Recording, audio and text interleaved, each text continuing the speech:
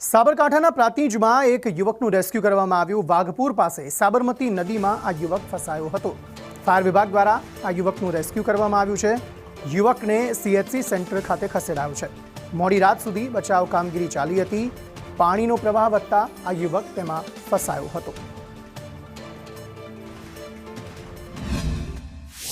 કાળુભાઈ જે મૂળ રાજસ્થાનના રહેવાસી છે તે મચ્છી પકડવા માટે ગયેલા આજ રોજ સવારના નદીમાં અને પછી પાણીનું વહેણ વધતા એ વચ્ચે ફસાઈ ગયા હતા। એટલે પાણીના જે વચ્ચે ફસાયા હતા ત્યાં ટેકરા ઉપર બાવળના ઝાડમાં એ રોકાયેલા અને એમણે એક વ્યક્તિને જોતા બૂમ પાડી દી અને એના આધારે જયેન્દ્રસિંહ કરીને એક વ્યક્તિએ પોલીસ કંટ્રોલમાં જાણ કરેલી, જેથી પોલીસની PCR ગાડી અને પોલીસના અન્ય સભ્યો અધિકારી સભ્યો ત્યાં પહોંચી ગયેલા।